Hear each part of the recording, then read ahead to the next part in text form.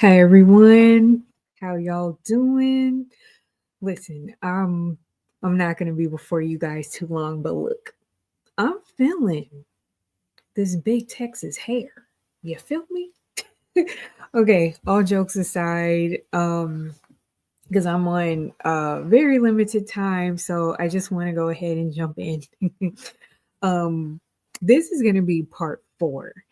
And I'll tell you a little bit of what I did today. I was on yet again. This is a shout out to Noura, my friend, my partner, and her show is called Echoes of Impact with Noura Almasri, and it's on NowMedia TV, which is on YouTube. So I went again to that studio and online, and I recorded like another few episodes all talking about this. So I'm glad that I'm doing my best by myself to spread this, and you guys who have helped me. So it's like I'm helping myself and y'all are helping me at the same time spread the word about the fate of the federal grant freeze. And I appreciate you guys. And I want to give a special shout out to Ayesha Sanders. Or is it Saunders? I apologize if I'm getting your last name wrong. I don't even know if you're watching me right now, but you have been with me since day one on LinkedIn, and you have been resharing just about everything that I have posted here, because I do my best to keep y'all informed with what's going on with the grants, especially what's going on with the federal government. And another thing I want to say is I absolutely loved her comment. If you haven't already, follow Noura, follow Ayesha Sanders on LinkedIn. And I show a lot of appreciation and gratitude to both of those ladies, because without them rather, I don't believe I would be here with you guys sharing this. So let's get right into it. And I found out I've just been, as I'm researching this, and like I said, guys, not a lot of this stuff that I know is set in stone. So as it's coming out, I'm giving you guys information, but I'm also doing my research just so I have that level of security and trusting you guys, so I'm not misleading either. Whew. But let's get into it. So fate of the federal grant freeze part 4, and I've also done about 4 episodes, back-to-back episodes um on Echoes of Impact. Okay, so this question sparked my interest the other day.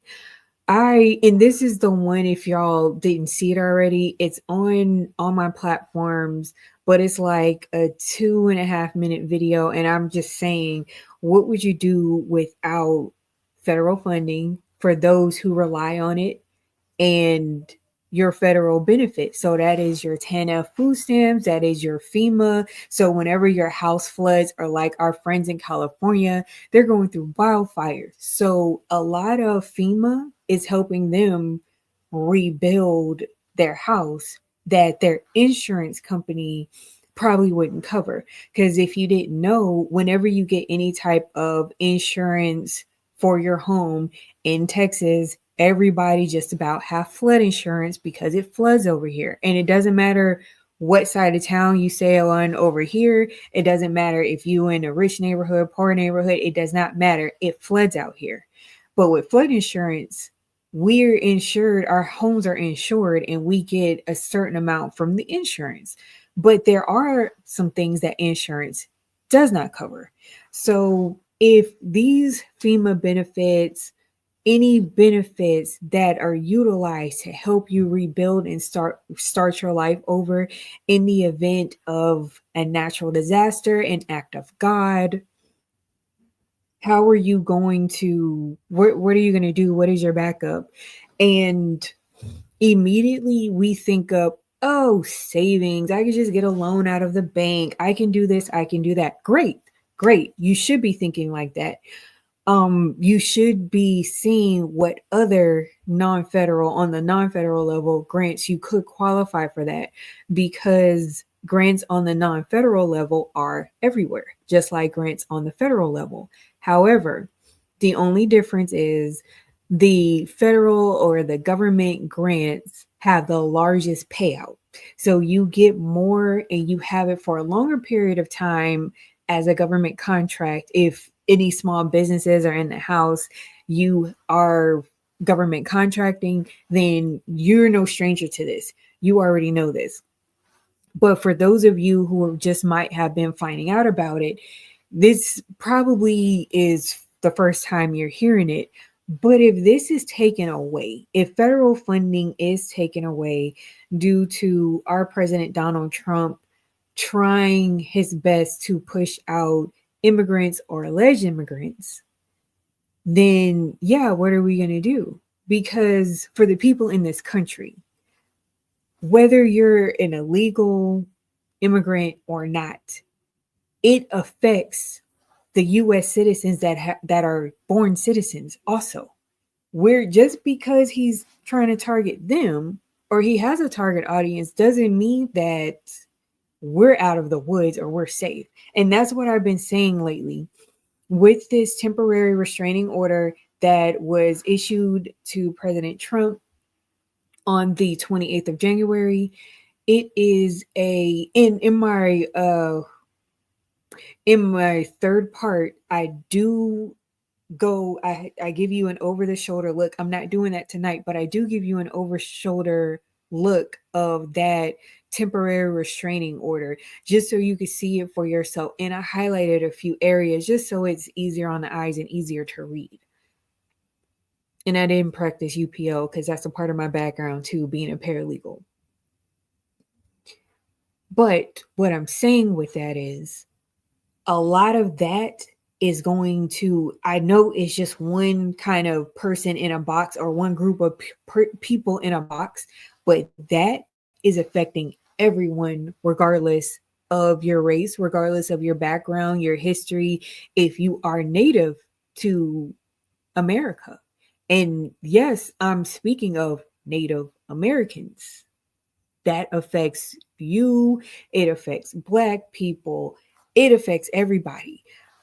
Black and non-Black minorities, it affects white people as well. So just because he's saying like, okay, we got to do what's best for our country, it's also hurting the people of your country. But I just want to know if you can put it for me in the chat, or if you're going to watch this on replay, just let me know in the comment box below. What would you do right now? Because it was already a threat and we just barely into February. It was a threat to shut this down for 90 days at the end of January. So what will you have done for 90 days? Did you have 90 days worth of savings, 90 days worth of money in your mattress somewhere, 90 days of investments that you could have pulled from at any time to sustain yourself? Or would it have been much harder for you to sustain yourself because you have no more food stamps? They're not supporting your business with government contracts and government funding. If you are a woman, too bad, so sad, you don't get any more funding. If you are LGBTQ, if you are Black and non-Black minorities, if you are an HBCU, doesn't matter. The funding is gone. So no more school lunches, free lunch rather, no more Pell Grants to help low-income families. And even if you're not a low-income family, but if you are a young student and you are an independent, you just got off your parents' taxes so you can benefit from the Pell Grant, you can't do that, nor can you keep it. You don't even qualify for it. So I just want to ask again, what would you do if you no longer had access to these things? And please feel free to let me know.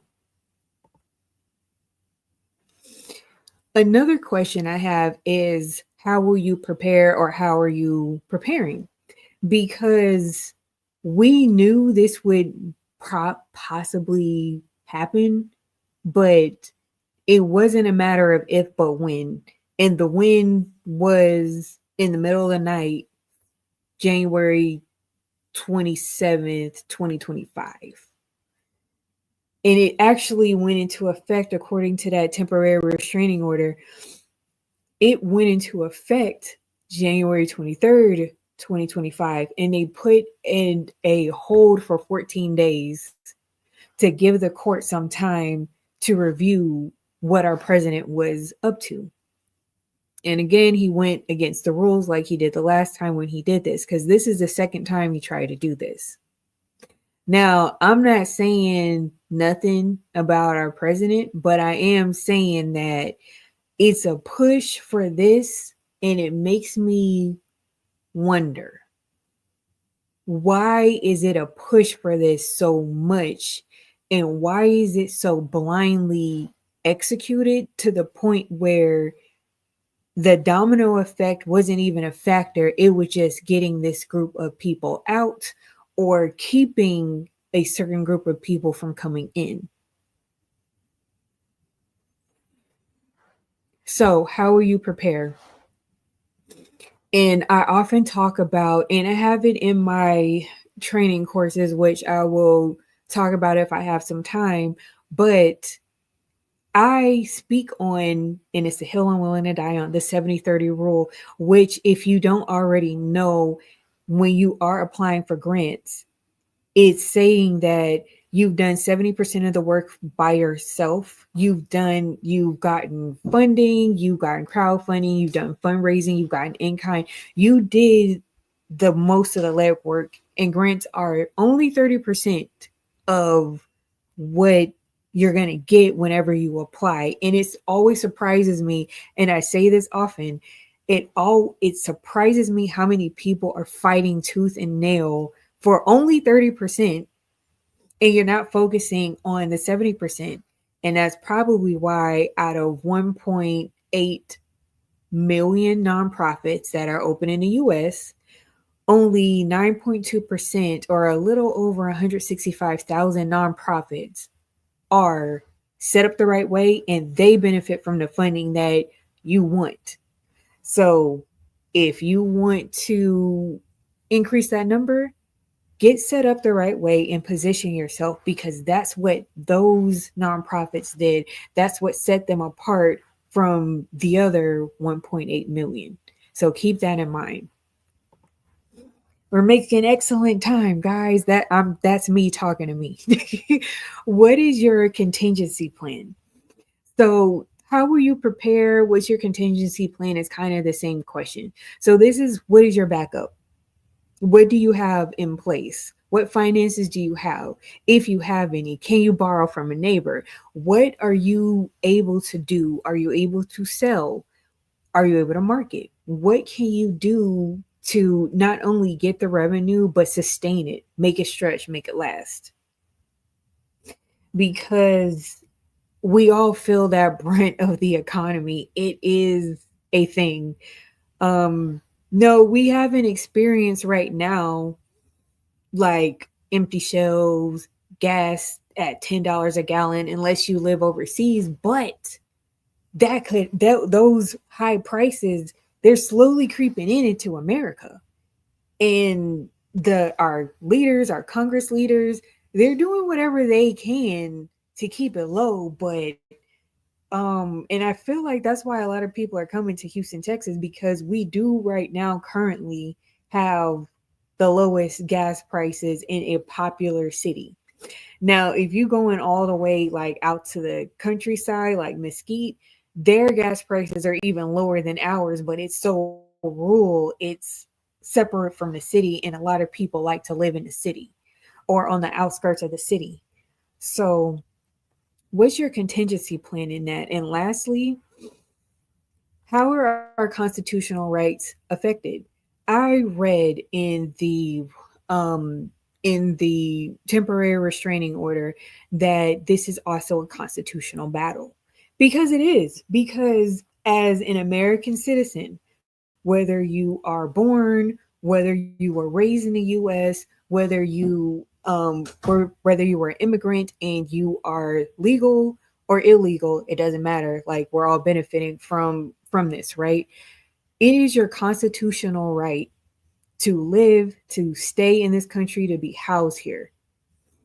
You cannot be kicked out for the simple fact of, well, we just don't like you. You can only be kicked out if you don't have the proper documentation to claim that you're a US citizen. That's it. But with the immigrant office, courthouse, y'all let me know if you are watching this, if you deal in a court system. I was told things could have changed, that the immigrant office or the immigration office is backed up. They're not really looking into cases. So it's like, even if you were an illegal immigrant, they can't do anything to get you your papers because it's a long wait list. That could still be true. It could not be true. They probably kind of like caught up on everything and got everything under control. So just let me know about that in the comments. But our 14 Amendment rights are affected because, again, that is saying that you cannot be thrown out of the country if you were born here. That makes you a U.S. citizen. You were born on USA soil.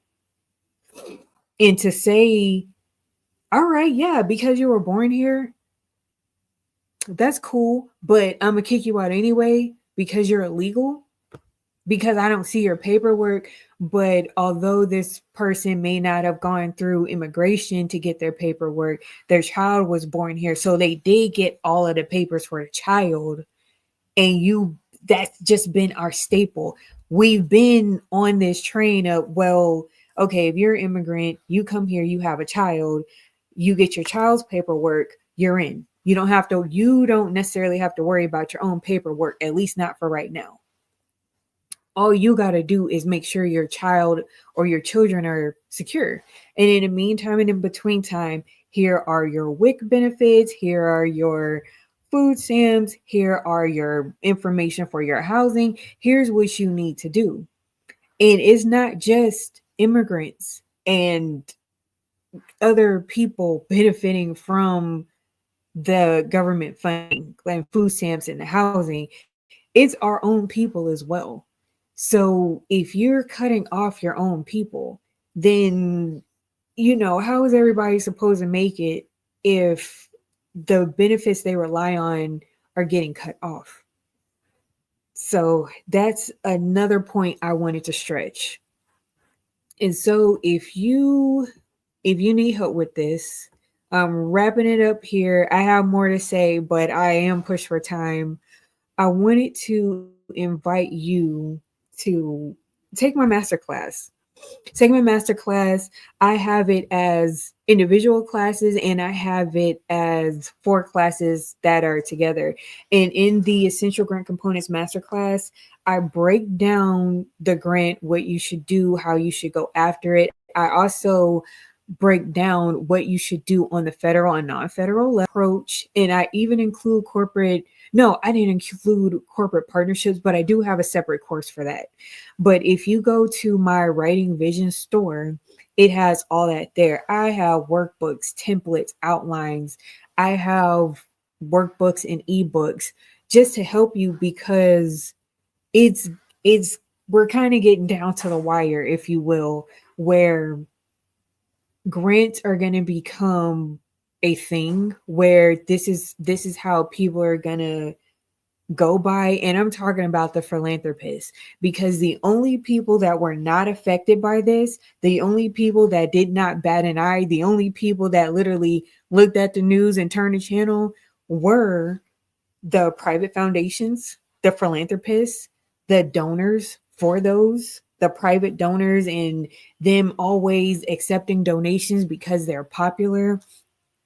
Somewhere, for example, like United Way, Habitat for Humanity, Home Depot, and Lowe's foundations, they probably saw it and they were like, doesn't matter, we're good, because they really are, because everyone knows them, they're established, they're well known, they give grants, they receive grants, so they're good. They really are.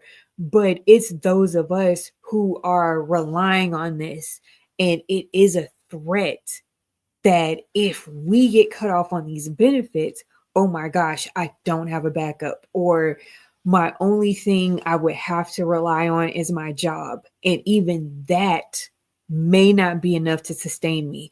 Or I'm a single parent, or I'm just a single adult individual. I just graduated college. I'm a college student.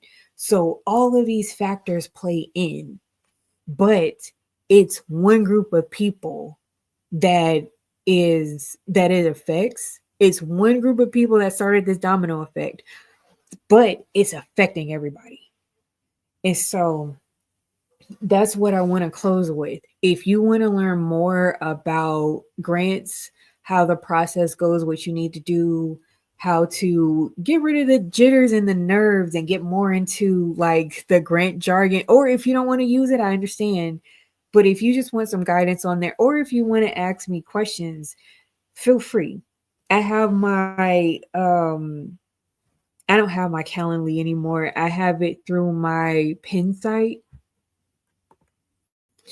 But schedule a call with me or send me an email at writingvisions@outlook.com.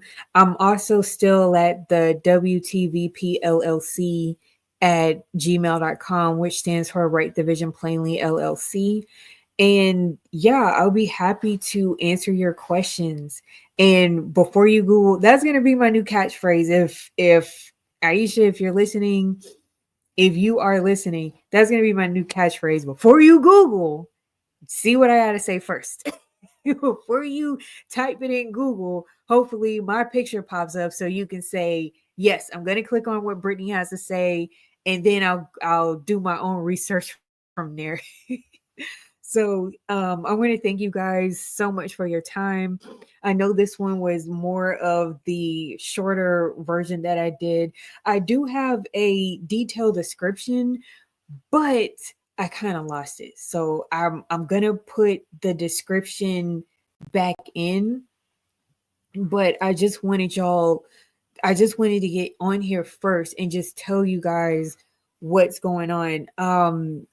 GCN, I believe the Georgia Center for Nonprofits, rather, they're having a live stream tomorrow at, I want to say 3 p.m. Eastern.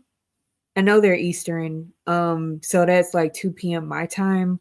I'm going to tune into that as well. And if you guys can find it, go to their website, gcn.org, and sign up for it. I encourage you to sign up for it because I'm doing my own research. I do have is resources. A lot of other grant writers that you know and trust are talking about this, like Dr. Krista Kerlinkis, Dr. Beverly Browning, and a whole lot of others. They're talking about this. So tune in, listen, learn something, see what they say.